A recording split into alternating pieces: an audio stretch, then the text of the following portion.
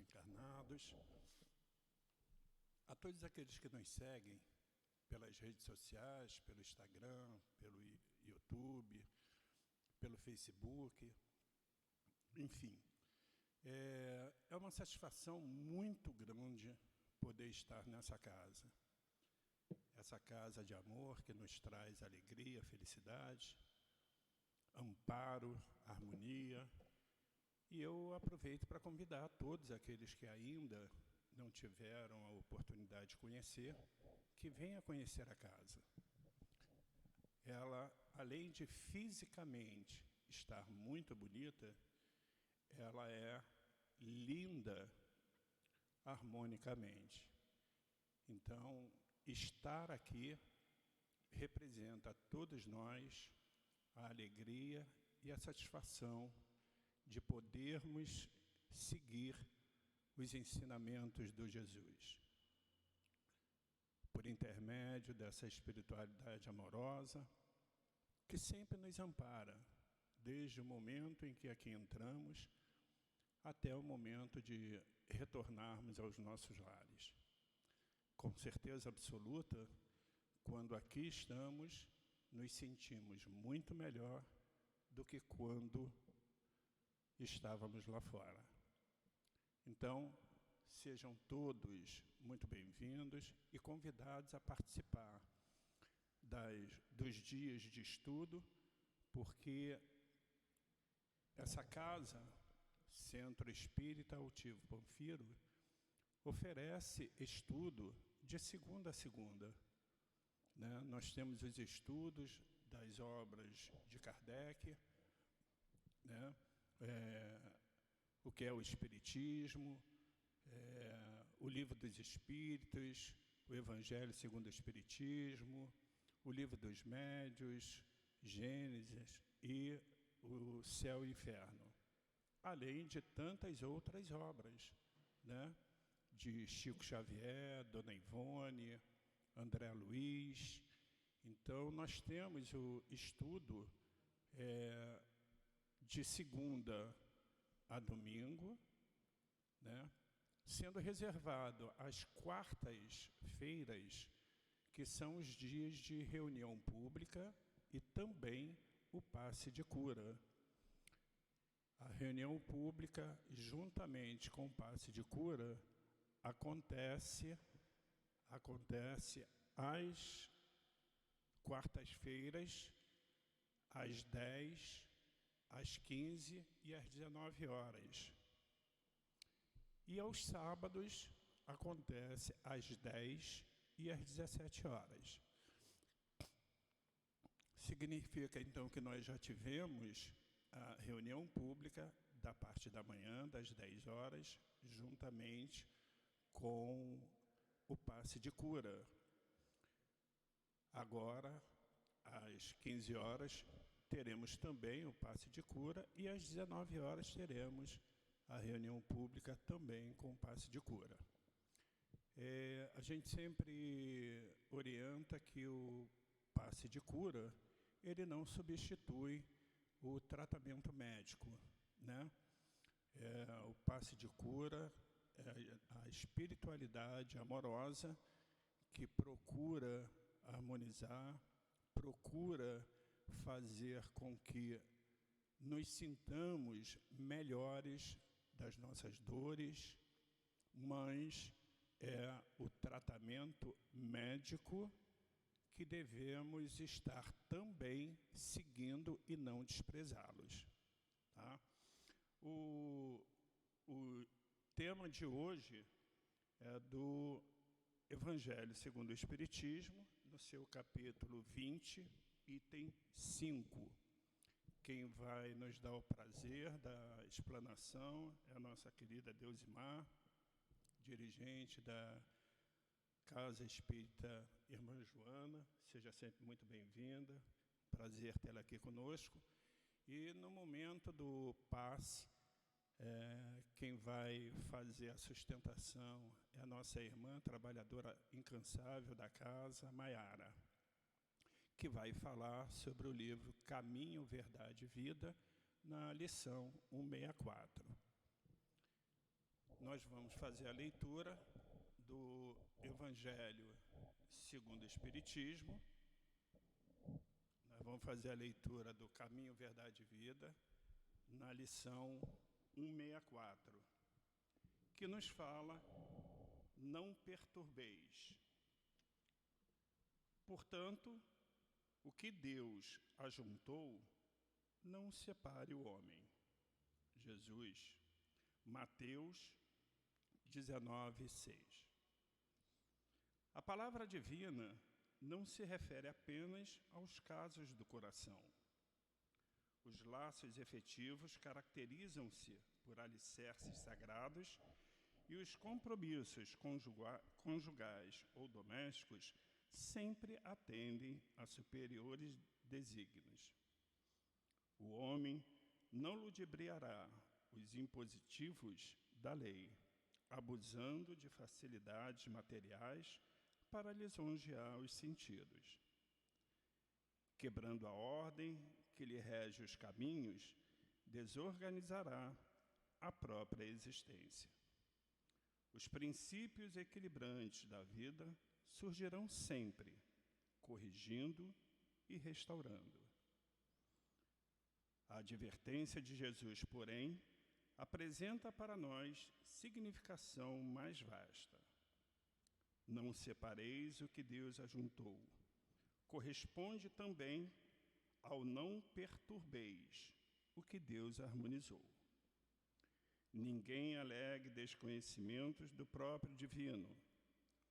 O dever, por mais duro, constitui sempre a vontade do Senhor. E a consciência, sentinela vigilante do Eterno, a menos que seja o homem dormindo ao nível do bruto, permanece apta a discernir o que constitui obrigação e o que representa fuga. O Pai criou seres reunindo-os. Criou igualmente situações e coisas, ajustando-as para o bem comum. Quem desarmoniza as obras divinas, prepare-se para a recomposição.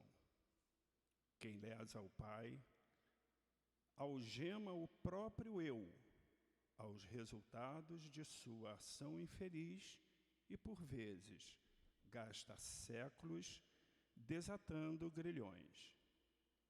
Na atualidade terrestre, esmagadora percentagem dos homens constitui-se de milhões em serviços reparador, depois de haverem separado o que Deus ajuntou, perturbando com o mal o que a previdência estabelecera para o bem. Prestigiemos as organizações do justo juiz, que a noção do dever identifica para nós em todos os quadros do mundo. Às vezes, é possível perturbar-lhe as obras com os sorrisos, mas seremos invariavelmente forçados a repará-las com o suor e lágrimas. Querido Mestre Jesus, obrigado pelo amparo que nos dá todas as vezes que aqui estamos nesta casa de amor. Obrigado pelo amparo que nos dá, Mestre Jesus, através dos seus ensinamentos, da sua caridade. Obrigado ao nosso Deus pela oportunidade da vida. Obrigado aos guias espirituais desta casa, de Altivo Panfiro, Antônio de Aquino, Dr. Erma, Dr. Bezerra de Menezes, Lourdinha, Cidinha, toda a falange espiritual do bem que harmoniza, que nos traz os fluidos e energias que tanto precisamos. Obrigado aos dirigentes desta casa, obrigado a todos aqueles que aqui comparecem e que nos seguem pelas redes sociais. E assim, nos sentindo harmonizados, pedimos a Ti, Mestre Jesus, mas sobretudo ao nosso Deus Pai, a permissão para darmos por iniciado a nossa reunião pública da tarde de hoje. Graças a Deus.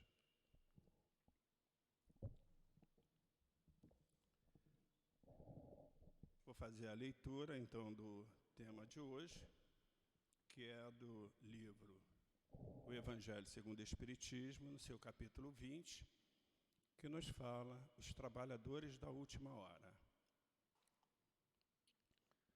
Chegastes ao tempo em que se cumprirão as coisas anunciadas para a transformação da humanidade. Felizes serão aqueles que tiverem trabalhado no campo do Senhor com desinteresse e sem outro objetivo que a caridade. Seus dias de trabalho serão pagos por 100 vezes mais do que esperavam.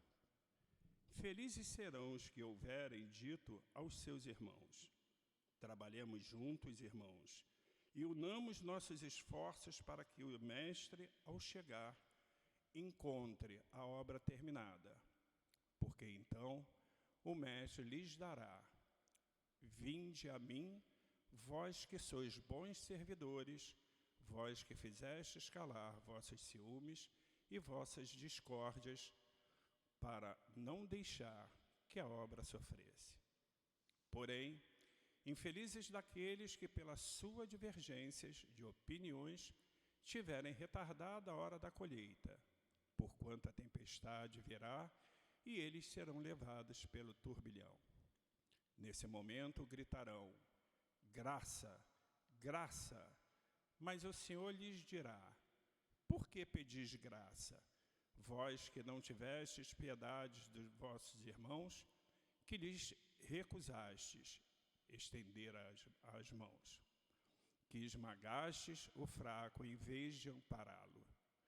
Por que pedis graça, vós que procurastes recompensa nos prazeres da terra, na satisfação do vosso orgulho? Já recebestes a vossa recompensa, tal como a desejaste. Não peçais nada mais, as recompensas celestes são para aqueles que não pediram as recompensas da terra. Deus realiza neste momento a enumeração dos seus servidores fiéis e tem marcado cuidadosamente aqueles que só têm a aparência do devotamento, para que não usurpem o salário dos servidores corajosos, porquanto aos que não recusarem diante da sua tarefa é que ele vai confiar os postos mais difíceis na grandeza obra da regeneração pelo Espiritismo. E se cumprirão estas palavras: os primeiros serão os últimos, e os últimos serão os primeiros. O Espírito de Verdade, Paris, 1862. Eu passo a palavra à nossa querida Deusimar, que Jesus lhe abençoe.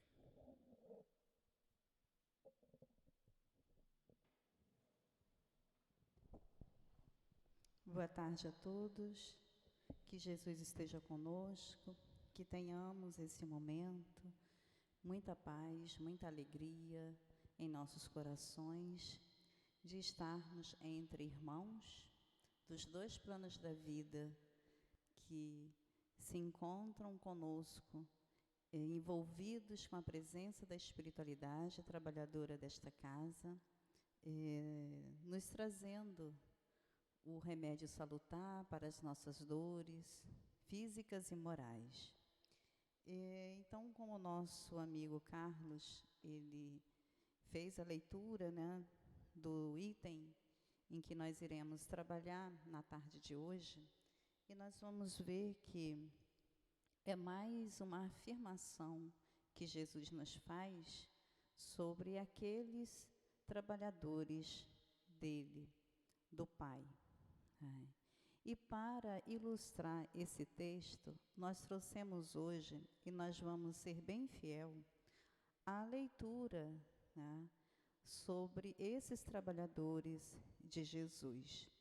E nós vamos ver no capítulo 5 do Boa Nova, de Humberto de Campos, falando a respeito desses trabalhadores, quando Jesus sai a escolher aqueles que ele gostaria que o seguissem. E aí nós vamos ver como foi o porquê que Jesus fizera essa escolha. Não foi por acaso, não foi como a caminhar e encontrar um deles, Jesus ia convidando. Não, Jesus já sabia, já conhecia aqueles que ele gostaria que estivesse ao seu lado e que fossem assimilar os seus ensinamentos. E aí o Humberto, nós vamos observar que Humberto, Amélia Rodrigues, Emmanuel, eles têm uma clareza de falar que nos impressiona a respeito de Jesus, porque eles vão falando de uma forma, trazendo as suas características do lugar, da época, como Jesus estava naquele momento, quem eram aqueles que estavam ali ouvir. Então, ele vai trazendo para a gente algumas nuances que nós não vamos encontrar no Evangelho, como foi feito agora na leitura do texto, né, desse item 5, que é os trabalhadores do Senhor. Então, Humberto aqui, ele nos mostra, nos apresenta essa imagem que fixa na nossa mente a respeito desse dia, de como ele convida esses trabalhadores para estar com ele. E nós vamos observar que, da mesma forma, nós também somos convidados por ele.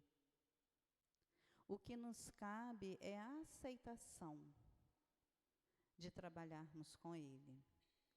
Então, Humberto, ele vai falando assim para a gente. Frequentemente, era nas proximidades de Cafarnaum que o mestre reunia a grande comunidade dos seus seguidores. Numerosas pessoas o aguardavam ao longo do caminho, ansiosas por lhe ouvirem a palavra instrutiva. Não tardou, porém, que ele compusesse o seu reduzido colégio de discípulos. Nós sabemos que Jesus convida 12 homens, 12 espíritos, para que pudessem receber os seus ensinamentos e, após essa aprendizagem de todos eles, transmitissem para nós e que deixasse não somente a sua mensagem em forma dita, mas em forma de exemplo. Como Jesus, tudo o que falou, ele exemplificou. Ele nada escreveu. Então, ele vai falando para a gente. Depois de uma das suas pregações do novo reino, chamou os 12 companheiros que, desde então, seriam os seus intérpretes de suas ações e de seus ensinos. Então, olha como ele já coloca que são intérpretes. E nós também servimos de intérpretes para os ensinamentos de Jesus. Eram eles os homens mais humildes e simples do lago de Genezaré. Então, Humberto, ele faz questão de traçar para a gente que eram homens simples, como todos nós. Ele poderia ter escolhido, por aquelas redondezas, homens cultos, mas ele traz para nos mostrar as possibilidades que nos são oferecidas, que qualquer um de nós podemos executar essa tarefa. Só vai depender da nossa vontade, do nosso esforço. Porque às vezes vontade até temos, mas nós não temos coragem, nós não nos esforçamos. E para tudo na vida que nós almejamos, se quisermos do fundo do coração, nós precisamos colocar como objetivo a coragem, porque tropeços, quedas, nós vamos ter no nosso caminhar. E é preciso, então, que levantemos após uma queda e continuemos a caminhada. E aí ele continua. Pedro, André e Filipe eram filhos de Betsaida, de onde vinham igualmente Tiago e João, descendentes de Zebedeu. Levi, Tadeu e Tiago, filhos de Alfeu, e sua esposa Cleófas, parenta de Maria, eram nazarenos e amavam a Jesus desde a infância, sendo muitas vezes chamados os irmãos do Senhor. Então, Humberto aqui ele já vai trazendo para a gente que alguns deles eram familiares de Jesus, eram amigos, vizinhos que já se conheciam, porque desde a infância eles já tinham, então, né, esse convívio. À vista de suas profundas afinidades afetivas, bem, Tomé descendia de um amigo, de um antigo pescador da Manulta, e Bartolomeu nascera de uma família laboriosa de Caná, da Galileia.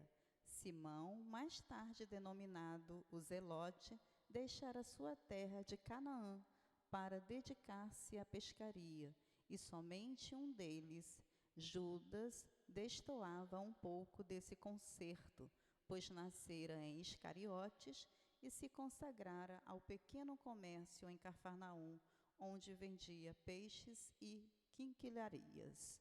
E aí a gente vai vendo, né?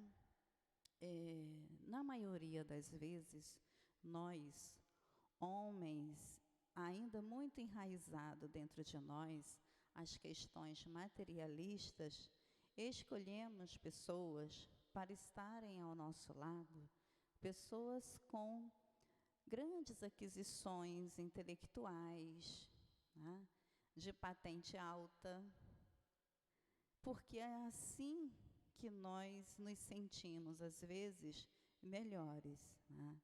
Jesus, o oposto disso, ele escolhe homens simples, com tarefas simples, como pescadores, como Pedro e tantos outros, né? Nós podemos dizer que Pedro era um empresário da pesca, né?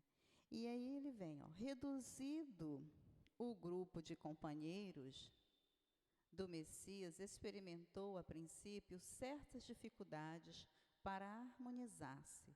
Pequeninas contendas geravam a separatividade entre eles. E aí a gente vai ver, né? Juntou 2, 3, já tem desarmonia. É impressionante. E isso é muito comum no trabalho, na casa espírita, em casa. Passou de 2 pessoas, a gente já encontra ali atritos, que é para que nós possamos nos modelar, adquirir a paciência. Hoje eu recebi uma mensagem, dessas que a gente recebe todos os dias, de bom dia, né? Falando assim, o amor começa com P. P de paciência, P de perseverança, de persistência, de piedade, e assim foi trazendo para nós. E se nós prestarmos atenção, o amor começa dessa forma. Porque quem ama é paciente, é piedoso, é perseverante. Então a gente vai observando, né, que Jesus, Humberto, ele já fala para a gente, né, nesse pouco tempo, nesse capítulo, das dificuldades que Jesus já experimentava quando reuniu os 12 amigos para estarem junto com ele. E aí a gente vai ver o porquê, né, de tudo isso. Por que há dificuldades de nos harmonizarmos, né? Por que há contendas e por que há essa separação? Quantas vezes nós trabalhamos num ambiente e porque o outro não concorda com a sua opinião, nós desistimos. Eu não vou mais trabalhar no SEAP porque o Carlos tem uma opinião diferente de mim. Isso é intolerância. Não aceitação do que o outro pode pensar diferente. E o bom é exatamente isso. E se nós ficarmos atentos, sempre que há essas diferenças, se nós refletirmos, ponderar, silenciar e ficar atento ao que o outro está falando, muitas das vezes ele tem razão. Porque ele está vendo de uma outra forma. E é isso que é bom. É isso que nos traz o aprendizado. É observarmos a fala do outro e ver se ele não tem razão, se eu não posso ver diferente dele. Porque nós vamos fazendo uma troca. Por isso é importante os estudos na casa espírita. Porque os estudos na casa espírita, elas não são aulas. Nós vamos ver que até as escolas hoje, o planejamento de aula é modificado conforme os alunos.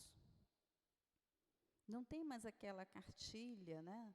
Aquela coisa de ser rígido. É isso e nada mais. Nós vamos ver a necessidade do aluno, do aprendiz. Então, nas casas espíritas, costumam ser assim. Nós damos o espaço para que o outro possa se colocar, né, de uma forma clara, precisa, trazendo aquilo que ele está entendendo sobre aquela leitura, sobre aquele estudo e colocar. Porque, às vezes, eu estou ali como um coordenador, como uma pessoa que está à frente, né, para dar continuidade e não vi dessa forma. Então, quando o outro traz a sua fala, o seu entendimento, é uma forma que temos de fazer uma troca de aprendizado, de reflexão. Por isso é importante o estudo na casa, né? E nós vamos ver quanta dificuldade existe dentro da casa com o estudo, porque nós não gostamos de estudar. Eu, particularmente, gosto muito de estudar, com todas as minhas limitações. Eu adoro estar num grupo de estudo, e seja ele qual for, porque a gente sempre sai daquele encontro mais renovado e com algo a mais na nossa cabeça. E a gente vê que as pessoas não buscam conhecer, né? E aí ele vai falando,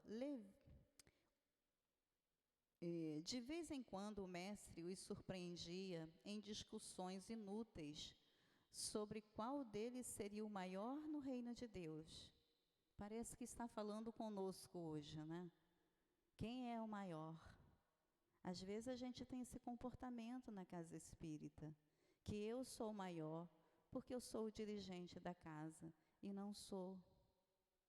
Jesus nunca se colocou dessa forma.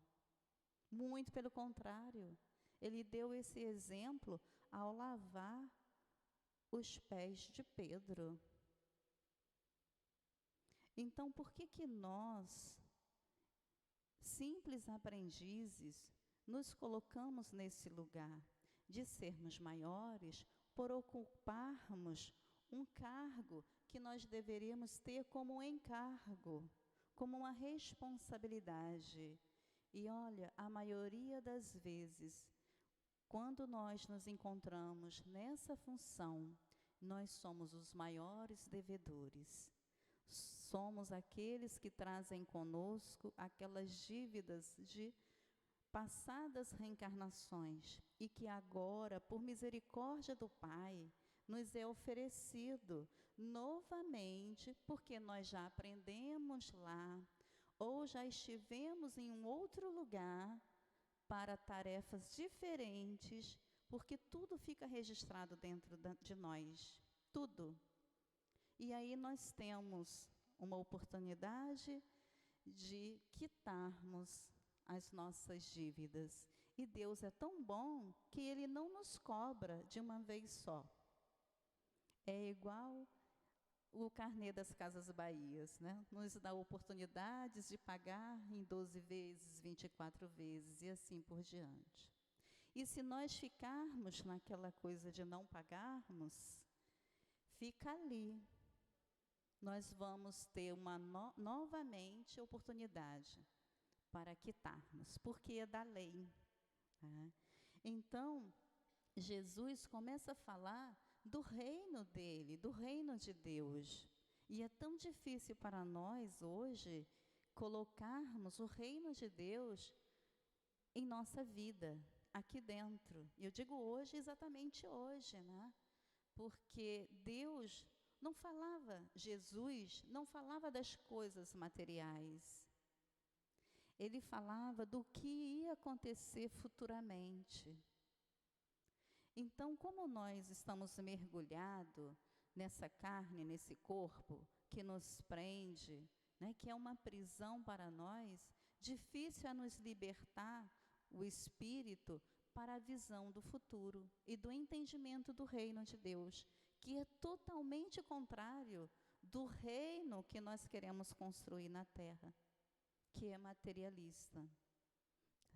Então ele vem falando, olha, o mestre os surpreendia em discussões inúteis sobre qual deles seria o maior no reino de Deus. De outras vezes desejavam saber qual dentre todos revelava a sabedoria maior. Olha, quem sabe mais, né? Sou eu ou Carlos? Que coisas, né? Fúteis que a gente se apega ainda na nossa vida. Não tem importância nenhum. Que bom que Carlos sabe mais. Ele pode me ofertar esse conhecimento. E que bom que eu tenha a humildade de entender que eu possa receber essas informações e somar com alguém que eu vou encontrar mais à frente. É assim que deveríamos nos comportar e não nos incomodar porque o outro sabe mais do que eu. E aí ele vem falando, revelava sabedoria maior no campo do evangelho, né? Levi continuava nos seus trabalhos da coletoria local, enquanto Judas prosseguia nos seus pequenos negócios, embora se reunissem diariamente aos demais companheiros. Os 10 outros viviam quase que constantemente com Jesus, junto às águas transparentes do Tiberíades, como se participassem de uma festa incessante de luz. E Humberto traça para a gente aqui, né, que esses 2 Levi, que a gente vai ver, como Mateus, né, que era coletor de impostos, continuava as suas funções, continuavam as suas profissões. Os outros também, mas estavam mais presentes com Jesus, porque Jesus fizera da casa de Pedro o lar onde ele repousava, onde ele descansava. Né? Então, ele mostra aqui também, Humberto, que nós podemos cumprir todas as nossas tarefas onde quer que estejamos, seja na igreja, na casa espírita, e também continuarmos no trabalho para o nosso sustento na terra. Mas o que é mais importante? É essa balança que nós precisamos colocar em equilíbrio. Nós podemos cuidar da nossa profissão, nos dedicarmos, porque nos cabe o nosso sustento para a nossa vida, para a nossa família. Mas alimentar o espírito. E aí ele continua. Ele vai trazendo, iniciando-se, entretanto, o período de trabalhos ativos pela difusão da nova doutrina, o mestre reuniu os 12 em casa de Simão Pedro e lhes ministrou as primeiras instruções referentes ao grande apostolado. Então, já percebendo que aqueles discípulos já estavam preparados para a assimilação dos seus ensinamentos, Jesus traça caminhos diferentes para cada um deles, para que eles pudessem disseminar a boa notícia, a boa nova, ou seja, o Evangelho. E aí Jesus, ele traz normas, condições para todos aqueles que iriam lhe seguir. Então a gente vai ver o quanto que é bom, né, nós termos essas normas, essas condições, esse preparo, diretrizes para o nosso trabalho espiritual, para a nossa renovação espiritual. E ele continua: de conformidade com a narrativa de Mateus, as recomendações iniciais do Messias aclaravam as normas de ação que os discípulos deveriam seguir para as realizações que lhes competiam concretizar. Então Jesus prepara aqueles 12. E aí a gente vai observar a necessidade do preparo, né, para que nós possamos trabalhar bem para a edificação do reino de Deus em nós. E Jesus fala assim para eles, né?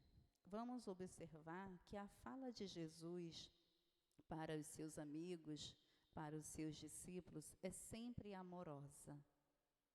Até mesmo quando ele observava os comentários, as posições em que os doutores da lei se colocavam, Jesus também continuava sendo amoroso, de uma forma clara. Às vezes nós vamos ver nos filmes, ou até mesmo as passagens no Evangelho, que parece ser uma palavra mais dura, mais rígida, mas era necessário, né? E aí ele fala assim, ó: amados, entrou Jesus a dizer-lhes com mansidão extrema: não tomareis o caminho largo por onde anda toda a gente, levada pelos interesses fáceis e inferiores. Buscarei a estrada escabrosa e estreita dos sacrifícios pelo bem de todos. Então Jesus já está alertando aqueles 12 discípulos que eles precisariam passar pela porta estreita, que as estradas do seu caminho, né, seriam ali de dificuldades. Também não penetrareis nos centros de discussões estéreis, à moda dos samaritanos, nos dá contendas que nada aproveitam as edificações do verdadeiro reino nos corações com sincero esforço.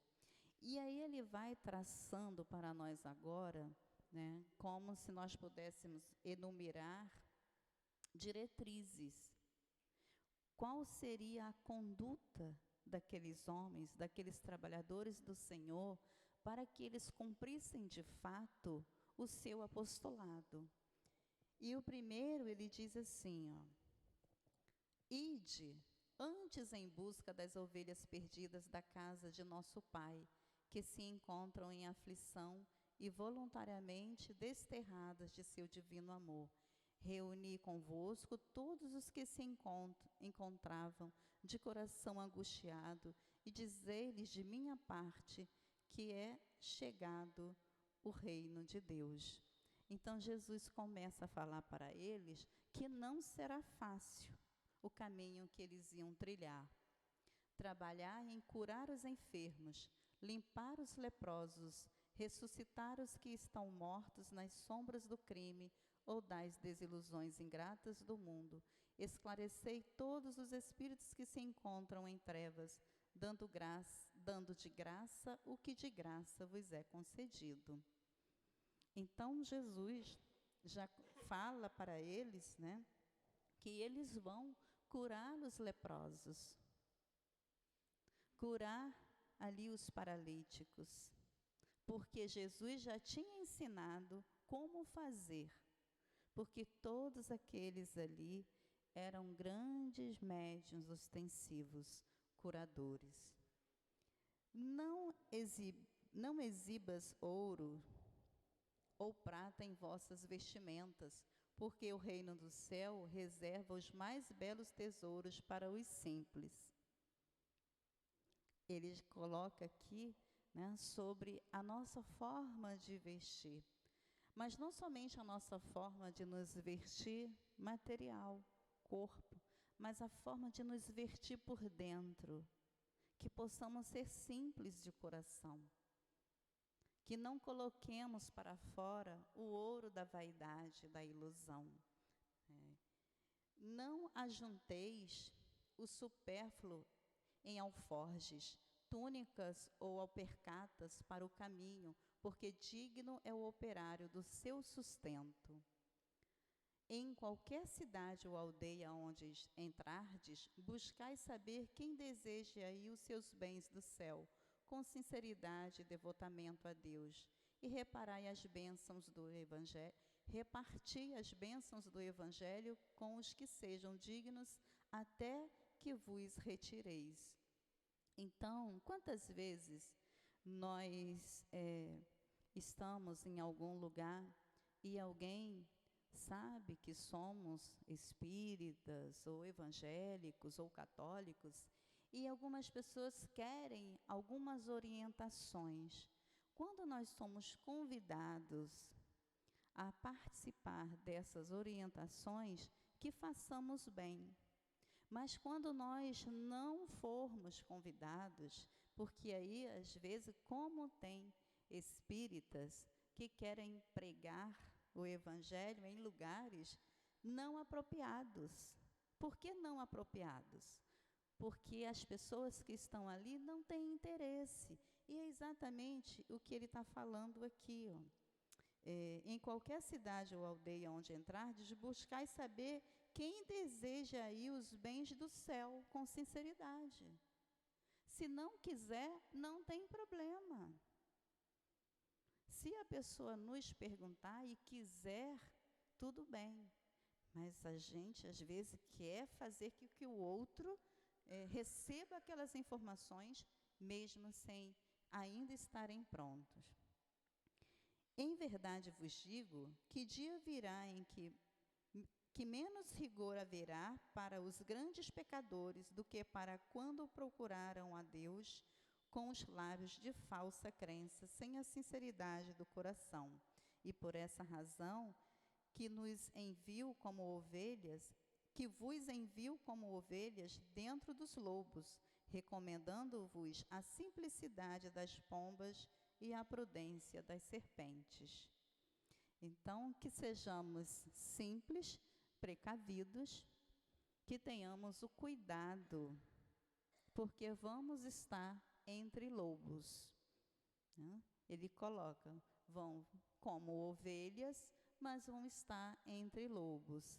Que sejamos prudentes, como, ali ele traz o exemplo da pomba, do pombo e da serpente.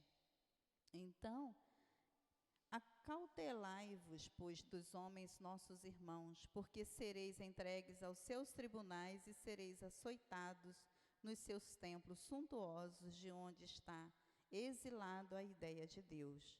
Sereis conduzidos como réus à presença de governadores e reis, de tiranos e descrentes, a fim de testemunhares a minha causa.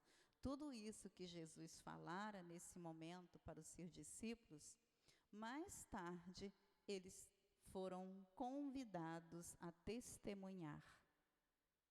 Então Jesus já sabia, já conhecia aquelas almas que ele mesmo escolhera, já conhecia aqueles trabalhadores do Senhor, do Pai. Sabia que Pedro mais tarde o negaria, mas que lá na frente ele iria morrer por ele. Sabia que Judas iria lhe trair, mas que à frente ele também iria dar a vida por ele, como deu. E aí nós, homens pecadores, muitas das vezes, nós nos colocamos como esses discípulos, mas nesse lugar dos equívocos, porque ainda não estamos preparados para morrer por Ele.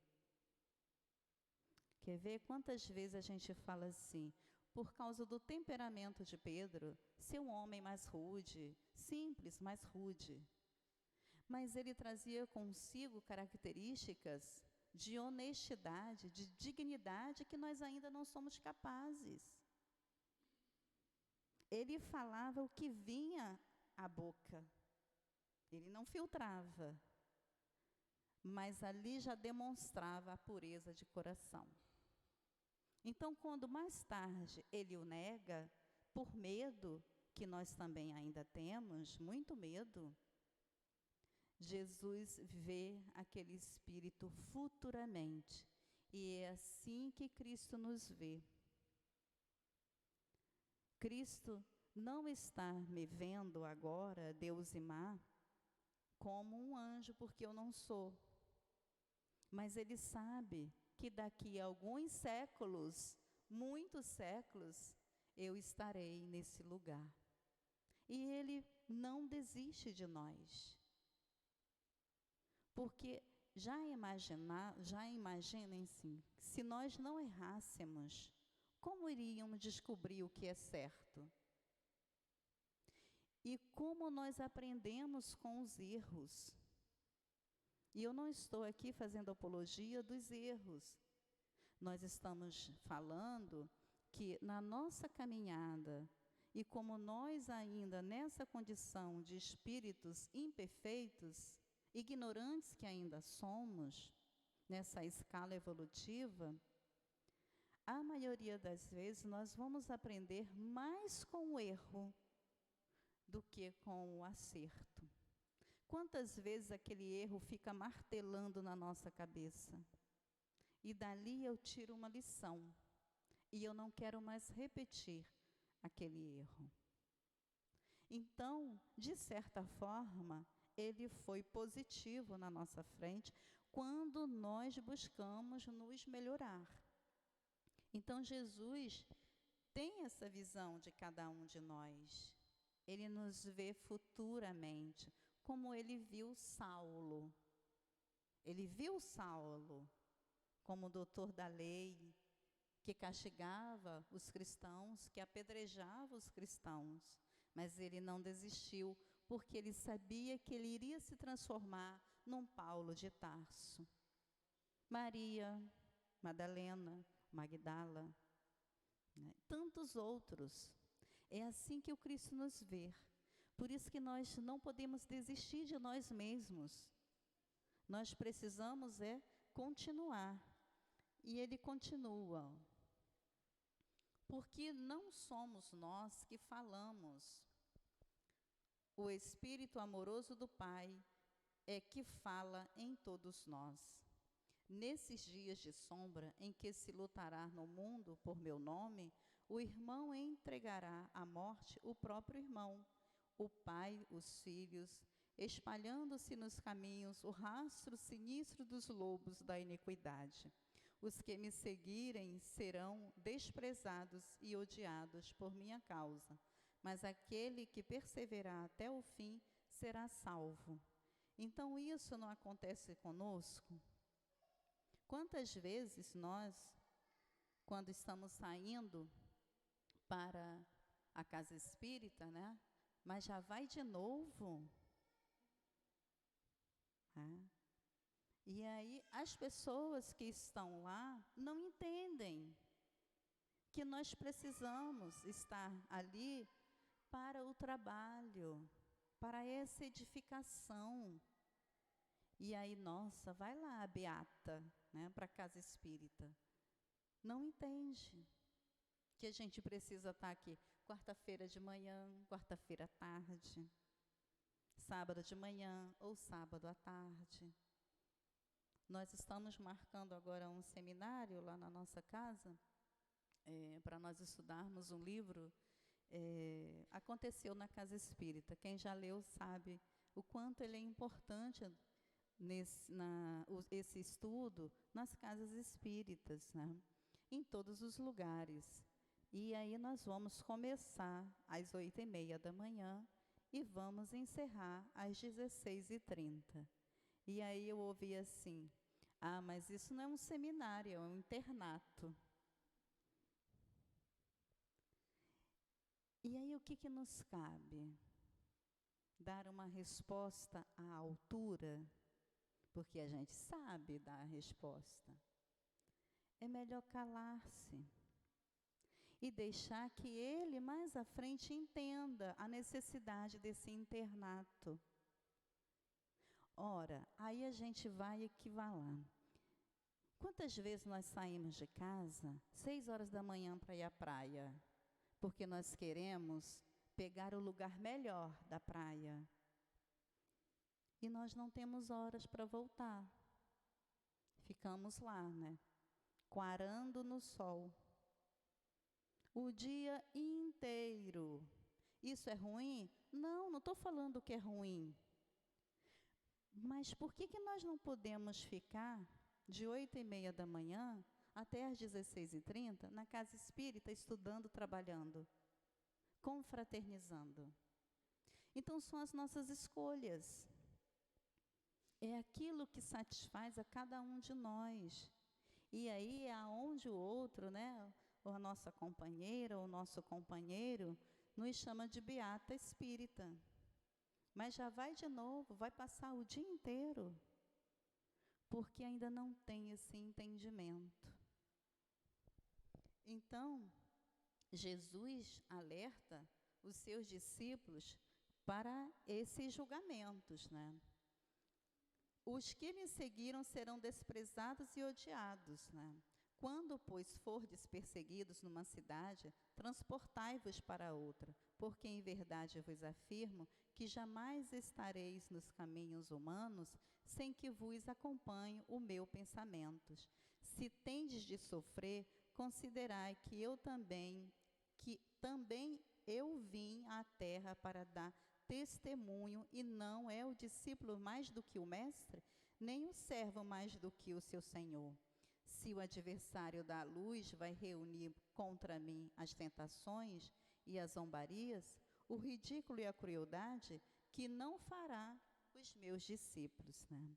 Então a gente vai vendo. E lá no finalzinho, Humberto traz assim para a gente, ó, Judas, como sempre, ele tinha uma visão muito materialista, né? Porque ele era um comerciante.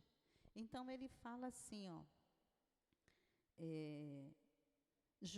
foi quando Judas Iscariotes, como que despertando antes de todos os companheiros daquelas profundas emoções de encantamento, se adiantou para o Messias, declarando em termos respeitosos e resolutos: Senhor, os nossos planos são justos e preciosos. Entretanto, é razoável considerarmos que nada poderemos edificar sem a contribuição de algum dinheiro. Viu? Olha o dízimo, né? Entre eles ali. Olha a questão de já começarmos a passar a sacolinha. Então, ele tinha essa visão, dessa necessidade. E aí, Jesus olha para ele e diz assim, ó, será que Deus precisou das riquezas precárias para construir as belezas do mundo? Em mãos que sabiam dominá-lo, o dinheiro é um instrumento útil, mas nunca será tudo, porque acima dos tesouros perecíveis está o amor com os seus infinitos recursos. Em meio de surpresa geral, Jesus, depois de uma pausa, continuou: no entanto, Judas, embora eu não tenha qualquer moeda do mundo, não posso desprezar o primeiro alvitre que queira contribuir comigo para a edificação do reino de meu Pai no espírito das criaturas.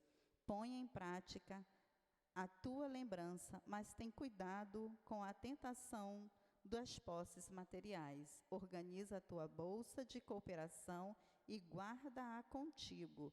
Nunca, porém, procures o que ultrapasse o necessário. E aí Jesus, já sabendo, conhecendo que Judas o faria, né, ele diz assim, ó,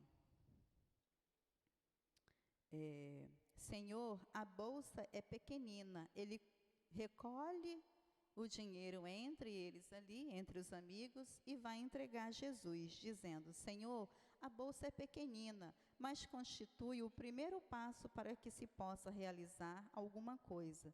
Jesus fitou serenamente e retrucou em tom profético. Sim, Judas, a bolsa é pequenina, contudo, permita que Deus nunca sucumbas a seu peso. E aí a gente sabe que essa bolsa mais tarde se transforma, né? Ali é jogada quando ele traz Jesus com as suas moedas que recebe, ele joga em um pequeno lugar com água e aquela água ali se transforma, ele a vê como sangue. Então, olha o peso dessa pequena bolsa de moeda. Então, quando Jesus, ele vem nos convidando como trabalhadores, como retrata nesse capítulo do Evangelho, né, os trabalhadores da última hora, e ele trazendo bem no início uma parábola belíssima, que nós poderíamos falar de várias formas dela, e aí nós nos perguntamos, somos trabalhadores do Senhor? Já aceitamos o convite do trabalho que Ele nos faz? Com todas as nossas dificuldades, com todas as nossas imperfeições, porque às vezes nós ficamos esperando nos melhorarmos. Ah, mas eu não sou capaz ainda de fazer um trabalho na casa espírita. Ah, mas eu ainda não posso dar um passe porque eu sou tão inferior. São aquelas questões nossas de vaidade, de egoísmo, por não querermos nos modificar. E quando o Carlos fez a leitura desse item, né, Jesus, meio profético, ele fala para a gente que é chegado o momento de todos nós.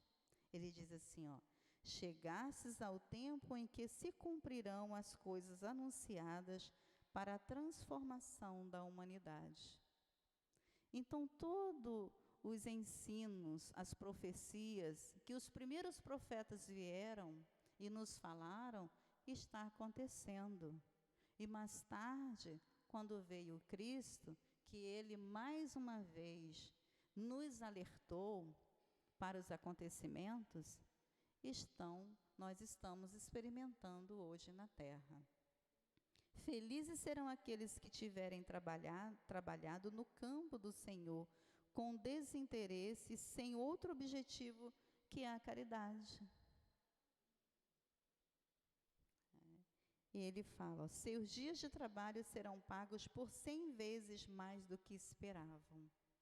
Só nós, trabalhadores da seara de Jesus, sabemos o quanto é valioso o nosso simples trabalho, a nossa simples dedicação, a nossa simples renúncia de sairmos do nosso sofá de casa, de ficarmos em frente a uma televisão, só assistindo notícias ruins, nos alimentando de desgraça, de sangue, modificando a nossa mente, né? Mudando a nossa atmosfera. Só nós sabemos o quanto é valioso nós estarmos aqui nesse exato momento. Porque é um momento nosso, que ninguém vai nos tirar. Às vezes chegamos em casa e encontramos as maiores dificuldades, mas o passe que recebemos, as informações que recebemos, nos renova.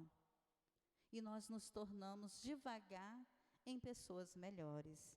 Então, para nós encerrarmos, né, essa mensagem, ela é do Espírito de verdade. É uma mensagem de 1862 e parece que é de 22 de maio de 2024.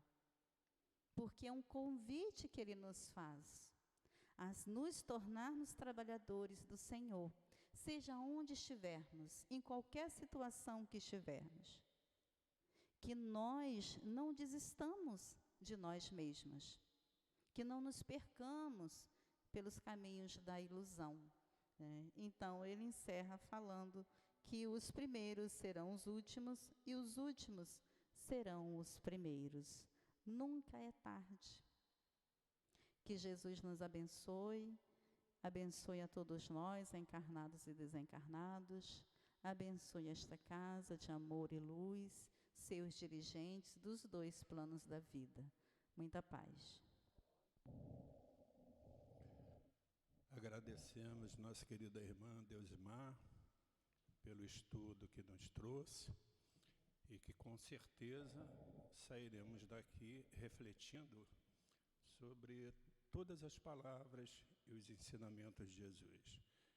Felizes aqueles trabalhadores de última hora. Vamos passar para o segundo momento, que é o momento do passe. Pedimos a gentileza aos médicos que se posicionem.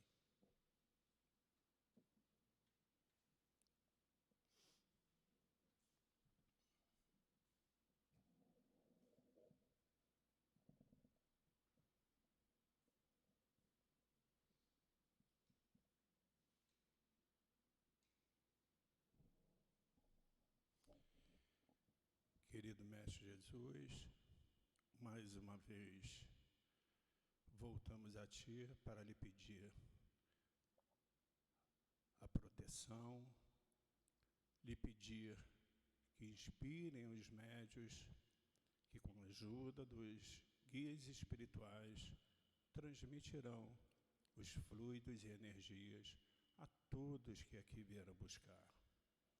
Abençoe este momento, Mestre Jesus, abençoe o momento do passe de cura e pedimos assim a devida permissão para darmos por iniciado o momento do passe.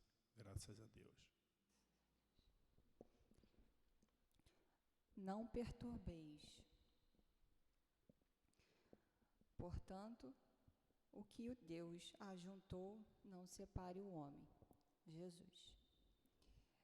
Emmanuel nos convida à reflexão, nessa lição, de que não sejamos nós os instrumentos perturbadores nos nossos lares, nas relações afetivas, amorosas, em que nós estamos inseridos, seja lá em qualquer ambiente, seja nas instituições religiosas, profissionais, que nós não sejamos esses instrumentos de desarmonia,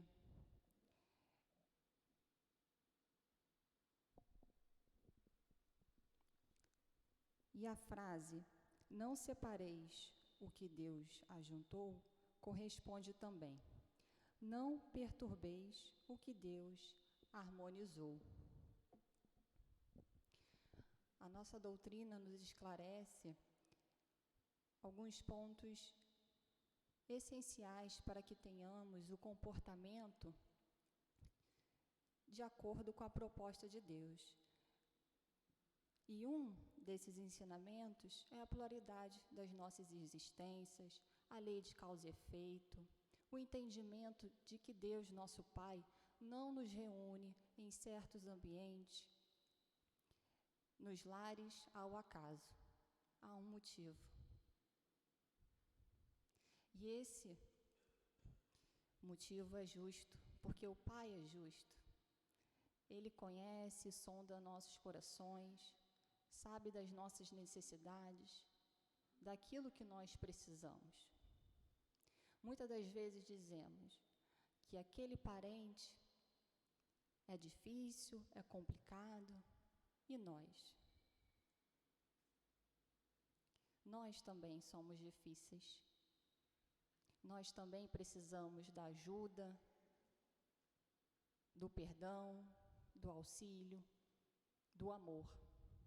E muito desses parentes difíceis, fomos nós os coautores dos seus distúrbios, e que a lei hoje nos une para que possamos reajustar esses equívocos, porque a lei é de amor.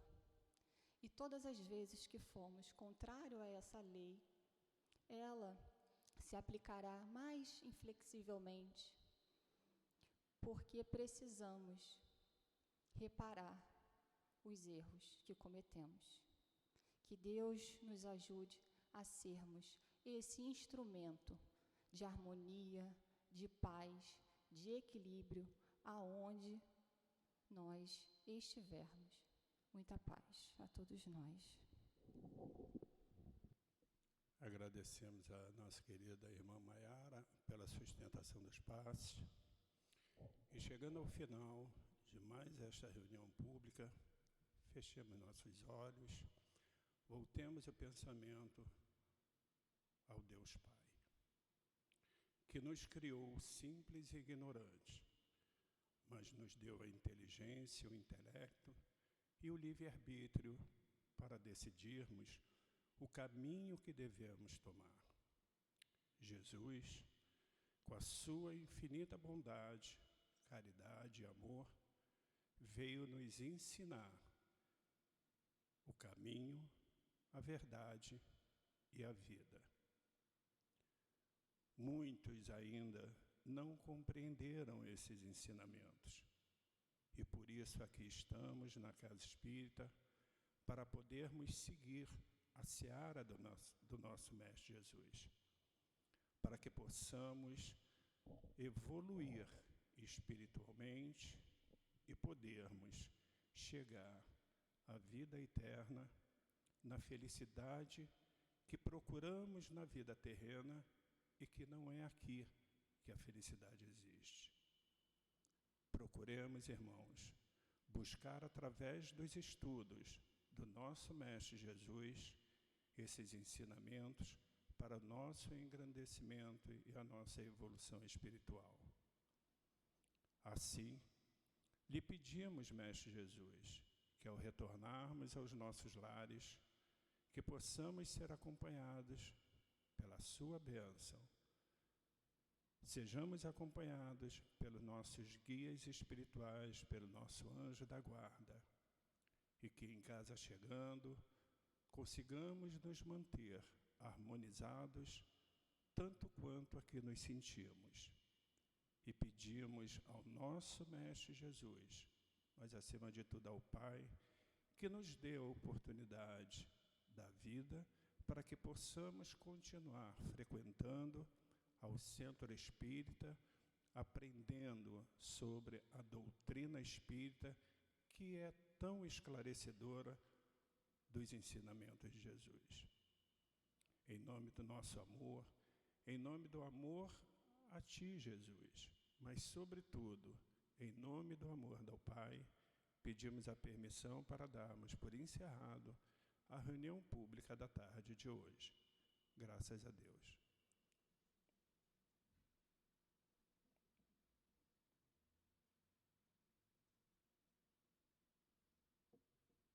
CEAP, Centro Espírita Altivo Panfiro. Uma casa de amor. Muito obrigado pela presença de todos, e aqueles que porventura sentirem necessidade de atendimento fraterno, permaneçam sentados em seus lugares, que o médium irá